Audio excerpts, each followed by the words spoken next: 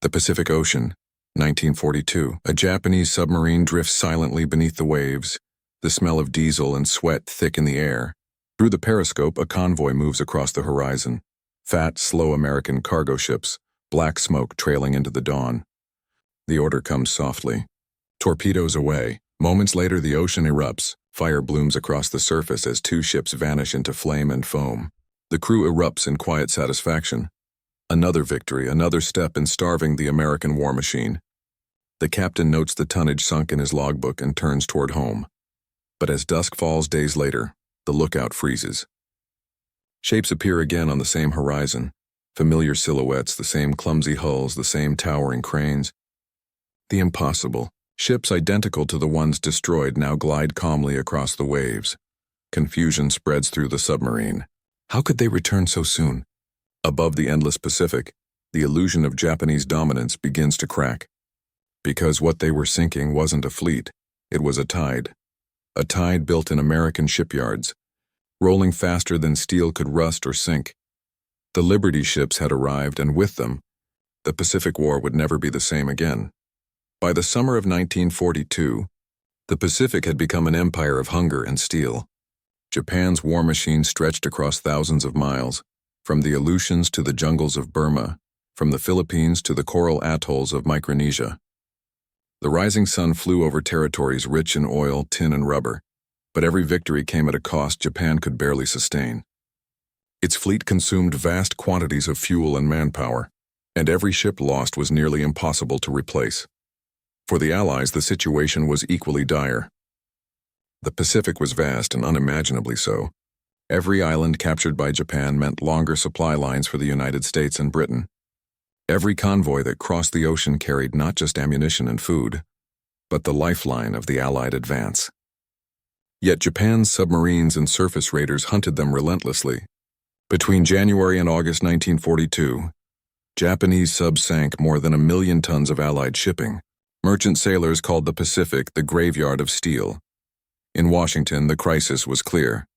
America could outfight Japan only if it could outbuild it. The challenge wasn't in the battlefronts. It was in the shipyards. Before the war, America's merchant fleet was aging and small. The U.S. Maritime Commission had tried to modernize it, but the numbers were modest.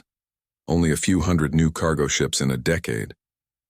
Now, with submarines prowling every sea lane, the United States needed something faster, simpler, and infinitely reproducible. A ship that could be built not by naval craftsmen in years, but by industrial workers in weeks. That demand gave birth to the Liberty ship. Its origins traced back to a British design, the Empire Ocean-class freighter, a plain, practical cargo ship built to move goods during wartime. In 1941, before America's entry into the war, Britain had asked the United States to produce more of these vessels under license. American engineers studied the plans and modified them to suit mass production. The result was unglamorous, boxy, and almost ugly. President Franklin Roosevelt himself once called it a dreadful-looking object. But behind that unassuming profile lay one of the greatest industrial revolutions in history. The Liberty ship was 441 feet long. With a displacement of over 14,000 tons when fully loaded, it could carry 10,000 tons of cargo in tanks, trucks, fuel, aircraft parts, even locomotives. It wasn't fast. Its top speed was barely 11 knots. But it was dependable, simple, and cheap. Its heart was its design philosophy: standardization. Instead of building a ship piece by piece in a single yard, the Liberty ship was assembled from prefabricated sections. Shipyards across the country cut steel plates and welded components that could be shipped, joined, and launched like an assembly line. And behind this miracle stood a man named Henry J. Kaiser. Kaiser was no shipbuilder by training. Before the war, he had made his fortune in construction, highways, dams, and concrete. But when the government asked for men who could think on an industrial scale, Kaiser's answer was immediate. He saw shipbuilding not as a craft, but as an engineering problem. He built new yards from scratch along the American coasts: Richmond, California, Portland, Oregon, and Vancouver, Washington, facilities that glowed through the night with floodlights and welding sparks. Each shipyard operated like a living organism. Thousands of workers, men and women, toiled in shifts around the clock. Many had never seen the ocean before. Housewives, students, farmers, and mechanics learned to weld steel in record time. Rosie the Riveter became more than propaganda. She became the heartbeat of the American arsenal. At first, the scale seemed impossible. A typical cargo ship before the war took up to a year to build. Kaiser's yards cut that down to months, then weeks, then astonishingly to days. In November 1942, the Robert E. Peary was completed at the Richmond shipyard in just 4 days, 15 hours, and 29 minutes in a publicity stunt, yes, but one that proved what America's machine could do. By the end of 1943, Liberty ships were launching at a rate of 3 per day. Each vessel bore the name of a famous American, from pioneers and poets to engineers and soldiers. As one journalist wrote, "Every hour, somewhere in America, a new ship hits the water." The Japanese Navy had no idea what was coming. Their submarine fleet, fewer than 200 boats, had been designed for fleet warfare, not commerce raiding. Japan had focused its naval doctrine on decisive battles, believing that destroying enemy warships would cripple logistics naturally. But in a war of attrition, they faced an enemy that treated production itself as a weapon. While Japan's shipyards struggled to replace even a handful of freighters, America's industrial cities had turned into forges of ocean-going steel. Pittsburgh's mills produced plates by the thousands. Detroit's assembly lines, once filled with Buicks and Fords, now churned out marine engines. Railroads carried sections of Liberty ships across the continent. To the Japanese captains watching from their periscopes, the effect was surreal. They would sink a convoy, and within weeks identical ships would appear, same design, same cargo, same determination. It was as if the ocean itself were spawning them. In Tokyo, intelligence officers began to report a disturbing pattern. Despite high submarine success rates early in the war, Allied cargo capacity wasn't declining, and it was growing. Each ton of steel sunk was replaced by 2 more. The logistical balance of power was shifting invisibly. Behind every island assault, behind every carrier strike and amphibious landing, a fleet of Liberty ships moved ceaselessly. They carried fuel for Patton's tanks in North Africa, supplies for Eisenhower's armies in Europe, and food, bombs, and spare engines for the island campaigns in the Pacific. For the first time in history, logistics became the decisive arm of strategy. Admiral Ernest King, commander of the U.S. Navy, understood this better than anyone. He once said, "I don't know who's fighting this war, but I know who's winning it: the men who build the ships." By late 1942, America's shipyards had become temples of movement. Smoke rose from Richmond and Portland like incense from a forge. The clang of steel echoed through the night as sparks fell like stars into the water. Men worked until their gloves burned through.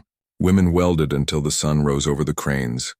Every rivet was a declaration, a promise that the ocean would not belong to the enemy.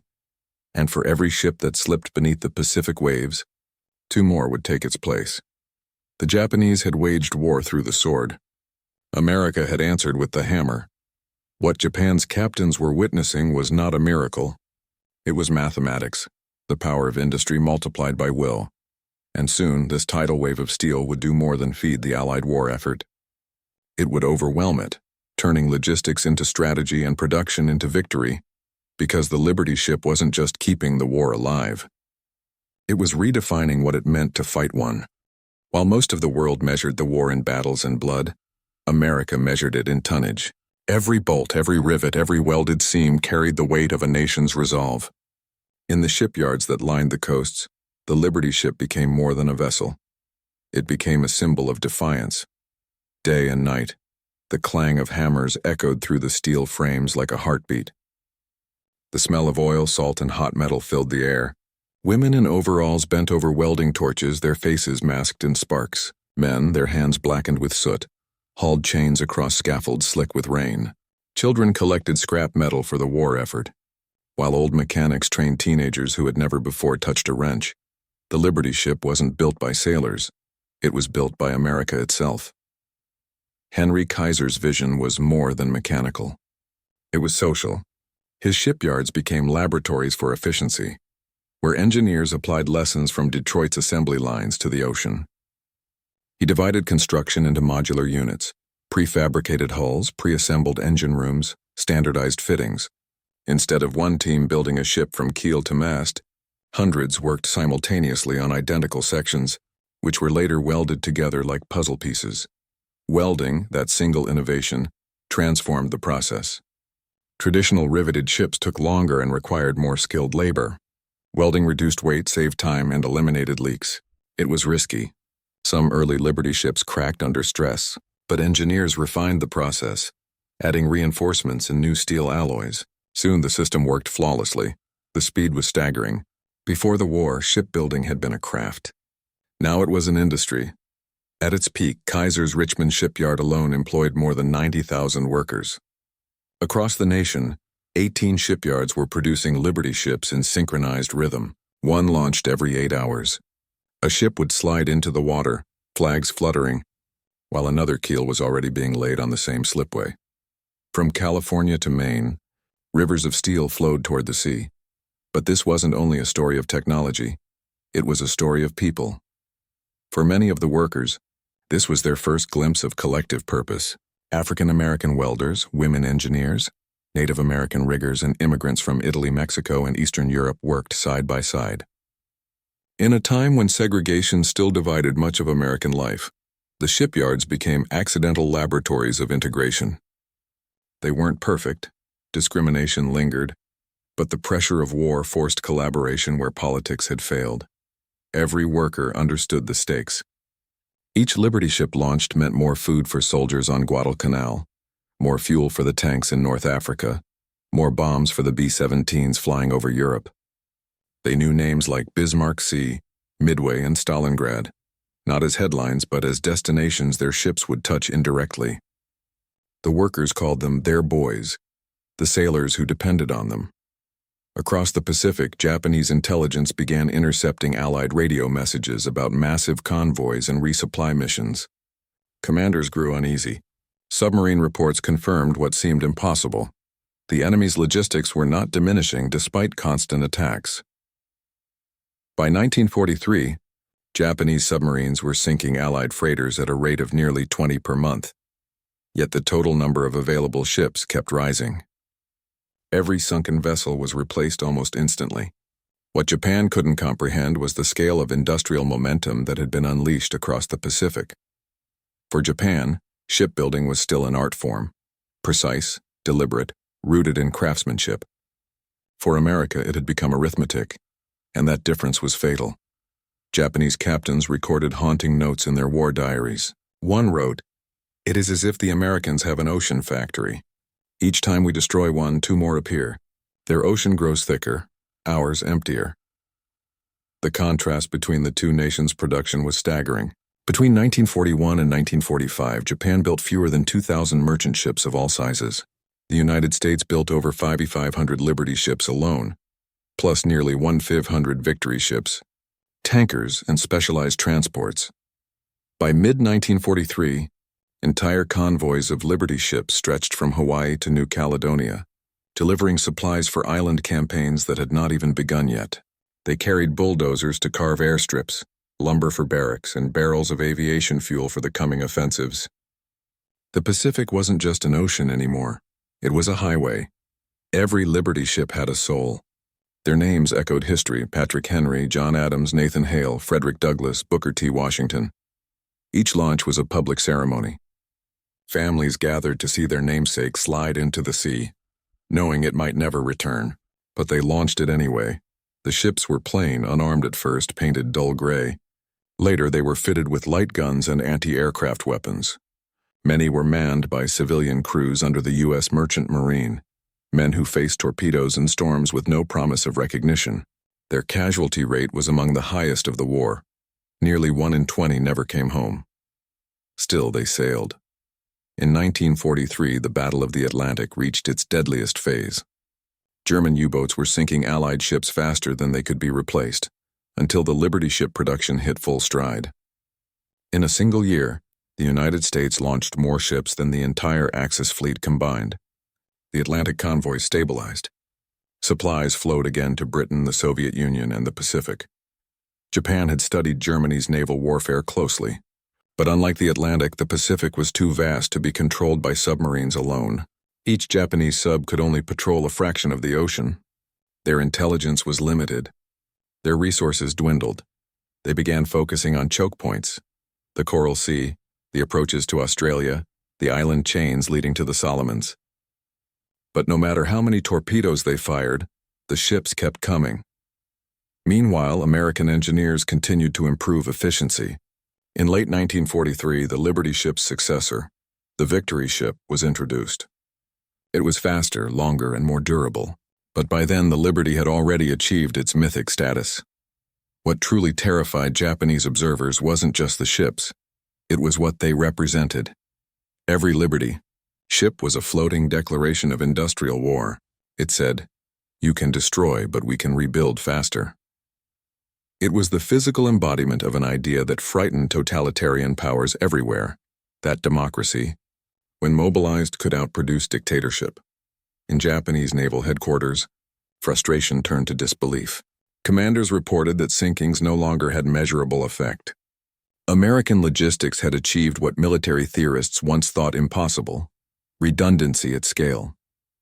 Even when weather, distance, and losses mounted, the supply lines didn't falter. At Guadalcanal, the Marines called the cargo ships their angels. On the decks of the Liberty ships, sailors looked out across seas littered with wreckage, Japanese, American, British, and kept going. Their mission wasn't to fight, but to endure. Endurance was its own kind of warfare. One Liberty ship captain, when asked what it was like to sail under constant threat, said simply, "We were the blood vessels of the war. You stop us, the body dies." The metaphor was apt. The Liberty ships became the bloodstream of Allied power, carrying life through arteries that stretched from San Francisco to Sydney, from Pearl Harbor to Saipan, behind every battle headline, Midway, Tarawa, Leyte. There was a convoy of nameless ships feeding it. They brought water to islands without rivers, fuel to tanks that couldn't swim, mail to soldiers who hadn't heard their names spoken in months. They brought civilization to the front lines of chaos. The Japanese, who once prided themselves on discipline and precision, now faced an opponent fighting with abundance. The irony was bitter. Japan's own merchant fleet was shrinking under Allied attack, and each loss crippled their war effort further. By 1944, Japan could no longer move oil from Borneo to its home islands without catastrophic risk. In contrast, the Americans had turned shipbuilding into a rhythm, a pulse that never stopped, even under attack. Every time a Japanese submarine commander saw another Liberty ship through his periscope, he was not seeing one ship. He was seeing an empire of factories, furnaces, and human determination reflected on the water's surface. That realization would soon crush morale. Because no matter how well the Japanese fought, the ocean itself had turned against them. The Liberty ships had changed the equation. The war was no longer about who could destroy more. It was about who could build more. And that shift, invisible, mechanical, inevitable, was about to reach its breaking point. Because soon, the flood of Liberty ships would become unstoppable. And the Japanese Navy, masters of the sea for a generation, would learn that numbers, not tradition, would decide the fate of empires. By early 1944, the Pacific was no longer Japan's ocean. It had become America's highway. Convoys of Liberty ships and Victory ships moved in endless formation across the vast distances between Hawaii, Australia, and the Central Pacific Islands. Each convoy was a city in motion, rows of gray hulls slicing through blue water, deck guns ready, radios crackling, engines pulsing with the rhythm of an industrial heart that never slept. Japanese submarines still prowled the deep, but they were hunting ghosts. The waters that had once been killing grounds were now patrolled by destroyers, aircraft, and radar. The tables had turned. The hunters had become the hunted. Every Liberty ship sunk was replaced before the ocean could claim its wreck. The numbers told a story that no admiral could ignore. In 1942, Japan's submarines had sunk more than 1 million tons of Allied shipping. By 1944, that figure had fallen by 2/3, not because their torpedoes failed, but because the ocean had become too crowded with replacements. The United States was building merchant ships faster than Japan could sink them. In Tokyo, the Imperial Navy convened frantic meetings. Reports from the combined fleet described a logistical crisis. The once mighty merchant fleet of Japan, vital for transporting oil, iron, and rice from its conquered territories, was disintegrating. In 1941, Japan had 6 million tons of merchant shipping. By the end of 1944, less than half remained. The United States, by contrast, had built over 2,700 Liberty ships in just 3 years. Each one represented a mathematical truth Japan could not escape. A nation with factories for shipbuilding would always outlast one without. The turning point came not in a single battle, but in 1,000 unseen victories, the slow, steady domination of supply. By mid-1944, the Allied advance in the Pacific was accelerating. From Guadalcanal to Tarawa, from Kwajalein to Saipan, every island captured became a forward base, and every base was fed by Liberty ships. The Japanese could no longer disrupt the flow. Even when air raids destroyed fuel dumps or ports, more ships would arrive within days carrying replacements, machines, and men. The Pacific became a conveyor belt of war. For every ton of supplies lost, 2 tons followed. For every convoy attacked, 3 more appeared behind it. The Japanese submarines, once confident predators, now faced sonar-equipped destroyers and aircraft that swept them from the surface before they could fire a torpedo. At dawn, Liberty ships lined the horizon like gray teeth biting into the sea. Their decks were cluttered with cranes, lifeboats, and gun mounts. Sailors scanned the waves for periscopes while eating breakfast from tin trays. The engines thudded like heartbeats beneath their boots. They knew the risks, torpedoes, mines, storms, but they also knew they were part of something enormous, something unstoppable. The morale aboard these ships was a mix of fatigue and pride. Merchant seamen were not celebrated like pilots or Marines, but they understood their worth. If we stop, they starve, one sailor wrote in his diary. If we burn, they stall. If we sink, they die. By mid-1944, Japanese naval intelligence began reporting convoys that stretched beyond the horizon. Over 100 ships in formation, escorted by destroyers and carriers. Each one carried enough supplies to sustain an entire division for months. To the Japanese submariners peering through their periscopes, it must have looked like madness. An empire of ships born from the industrial smoke of America's cities. They fired torpedoes anyway. A Liberty ship would explode in a flash of steam and shrapnel, but another would immediately steer forward to close the gap. The convoy didn't stop. It couldn't. The sea, once an ally of Japan's isolation, now betrayed her. The Americans had mastered distance. Even Emperor Hirohito's advisors began to grasp the reality. The war's outcome would not be decided by honor or spirit, but by industrial mathematics, tons of steel versus tons of steel. The climax of this invisible war came during the Marianas Campaign in June 1944. As U.S. forces prepared to invade Saipan, Guam, and Tinian, thousands of Liberty ships carried everything needed to turn islands into fortresses: fuel, food, ammunition, bulldozers, tanks, even prefabricated hospitals.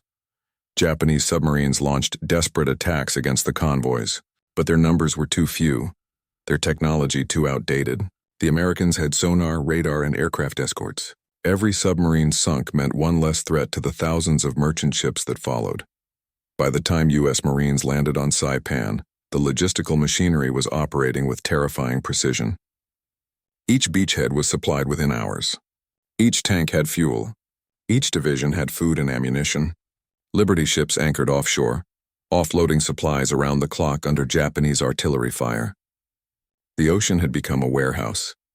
Japanese officers observing from their dwindling positions couldn't comprehend how the enemy seemed never to run out of material.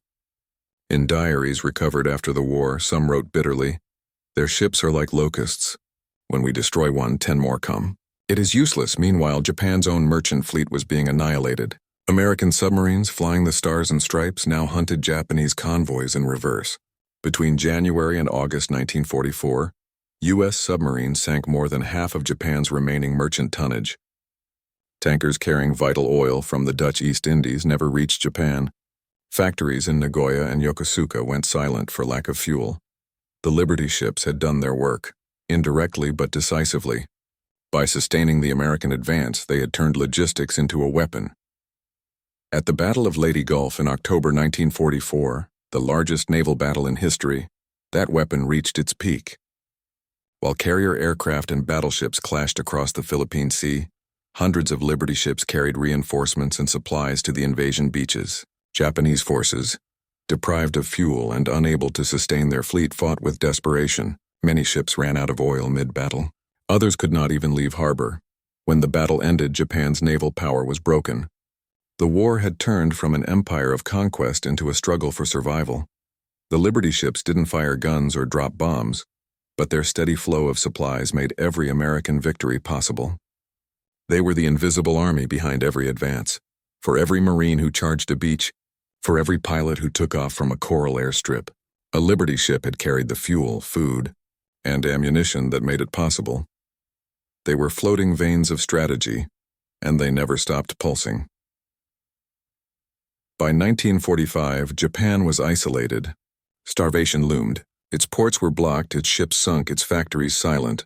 The Liberty ships, meanwhile, kept coming, now carrying the supplies that would rebuild what the war had destroyed. The irony was complete.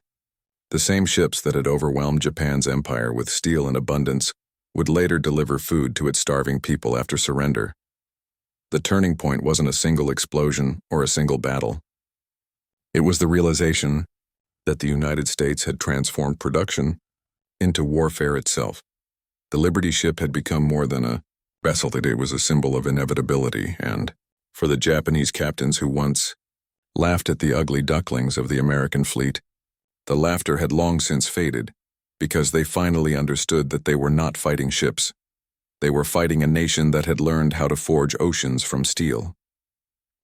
By the spring of 1945, the Pacific had fallen silent, a silence born not of peace but exhaustion. The waves that once carried death now shimmered with the ghosts of thousands of ships, both Japanese and American. The empire of Japan was collapsing, its islands cut off, its factories starved of oil, its fleet rusting in harbors that no longer mattered. The same ocean that had once protected Japan had turned into a trap. The Liberty ships had made it so.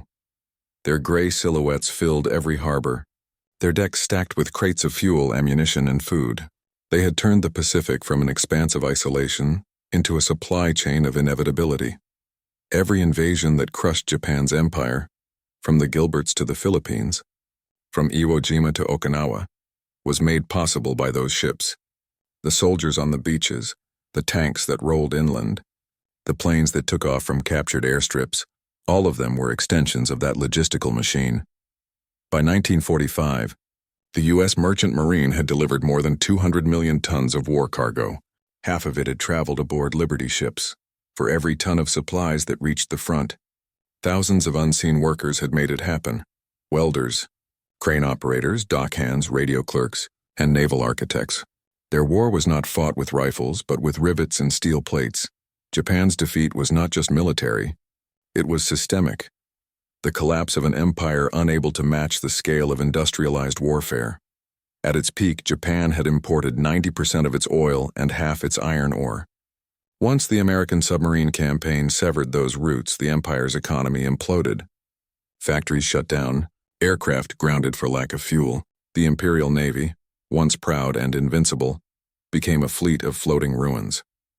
Meanwhile, the Americans kept building. Even as victory loomed, shipyards continued to operate around the clock. By VJ Day in August 1945, the United States had launched over 2,610 Liberty ships, 531 Victory ships, and hundreds of tankers and transports. So vast was the output that the U.S. Navy had to find places to store them.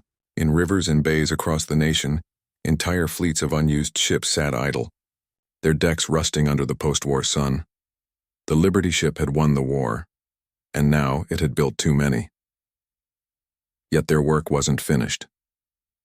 After Japan's surrender, the same ships that had brought destruction now carried relief. Convoys once filled with bombs and shells now sailed with food, medicine, and tools. They delivered rice to starving Japanese cities, blankets to refugees in China, and fuel to Allied occupation forces across Asia. The Liberty ship, once an emblem of unstoppable war, became a vessel of mercy. It was a transformation both symbolic and profound. On the docks of Yokohama, Japanese civilians watched in disbelief as the ships arrived, the same angular silhouettes they had once feared through binoculars and bomb sights. Now those ships bore white crosses, sacks of grain, and the stars and stripes fluttering against a quiet sky. To them, it must have seemed like a miracle. To the Americans, it was simply logistics continuing its work. In Washington, military planners began studying what had happened, not on the battlefields, but in the factories. The conclusion was clear. The United States had not just won with soldiers, but with systems. The Liberty ship had proven that war was no longer about tactics alone. It was about throughput, how fast you could replace what was lost, how wide you could stretch a supply chain, how efficiently you could turn industrial output into military power. That lesson would shape every future conflict. The Korean War, the Vietnam War, and even the Cold War's nuclear logistics all drew from the same playbook: mass production, modular design, and global transport networks that could feed wars across oceans. But in 1945, for the workers who had built the Liberty ships, the end of the war felt bittersweet. The floodlights went dark. The welding torches cooled. Men and women who had once labored through nights of urgency returned to quiet homes, their hands still smelling of iron. Many never realized that they had changed history more profoundly than any general. Henry J. Kaiser, the man who had defied every convention of shipbuilding, moved on to build hospitals, homes, and even cars. His wartime motto, "Find a way or make one," became the creed of post-war America. The ships themselves began their second lives. Some were converted into passenger vessels, grain carriers, and training ships. Others were sold to private companies, their wartime markings painted over, their holds filled with goods for a world rebuilding from ashes. Yet many met quieter fates, scrapped for steel, abandoned in bays, or sunk as breakwaters. The sea that had once been their battlefield became their graveyard. Still, a few survived, floating museums that tell the story of how ordinary people built an extraordinary fleet. Ships like the SS Jeremiah O'Brien in San Francisco and the SS John W. Brown in Baltimore remain living monuments to an industrial miracle. Visitors can walk their decks, touch the steel, and hear the echo of an era when the clang of hammers drowned out fear. For Japan, the aftermath was a reckoning. The empire's merchant fleet was gone. Its shipyards, bombed and burned, had to be rebuilt from scratch. Yet from those ruins would rise one of the world's most powerful industrial nations, a transformation ironically made possible by the very logistics that had defeated it. In the early years of Reconstruction, Liberty ships brought raw materials, equipment, and food to Japan. American engineers helped restart its maritime industry, teaching techniques of standardization and mass production that would later power Japan's post-war boom. The lessons of defeat became the seeds of rebirth. By the 1950s, Japanese shipyards, rebuilt with Allied aid, were once again launching vessels into the Pacific. But this time, they were building for peace. The Liberty ship had left behind more than wreckage and rust. It had left behind a philosophy that speed, scale, and simplicity could change the world. The world's shipping industry would never be the same. In the decades that followed, commercial shipbuilding embraced the same modular construction pioneered in the Liberty program. Container ships, oil tankers, and cargo vessels all bore the DNA of those wartime freighters. The ocean had become not just a battlefield, but a global marketplace, one that the Liberty ship had helped to create. Even today, the phrase Liberty ship carries a quiet reverence among maritime historians. It stands as proof that victory in war, and survival in peace, depends on the invisible legions who keep the engines turning. When the last Liberty ship sails into memory, its story will remain etched in the numbers: 2,710 ships, 18 shipyards, 90,000 workers at a time, and a single idea that steel and courage, when combined, could outlast anything. For Japan's naval officers who once watched the Pacific through their periscopes, it had been a revelation too late to change their fate. Their diaries tell the same truth. No courage, no strategy, no tradition could stand against a nation that could build an ocean of ships faster than anyone could sink them. The Liberty ship didn't just supply a war. It redefined what power meant in the modern world. It proved that the battlefield was no longer only where bullets flew. It was also where factories roared. And in that new kind of warfare, America had mastered the equation. The empire of steel had won. The Liberty ship was never meant to be beautiful. It was square, slow, and unremarkable, an ugly duckling of steel and sweat. Yet in its blunt simplicity, it carried the soul of a civilization that refused to surrender. In the great ledger of the Second World War, there were heroes in the skies, victories on the beaches, and names etched in marble. But beneath all of it ran a quieter truth, that without the rhythm of factories, the hum of engines, and the endless chain of supply, no army could have marched, no fleet could have sailed, no war could have been won. The Liberty ship embodied that truth. It was not built to inspire awe. It was built to endure, and endurance, not glory, is what ultimately won the war. For the Japanese captains who once mocked the clumsy silhouettes on the horizon, the realization came slowly and painfully.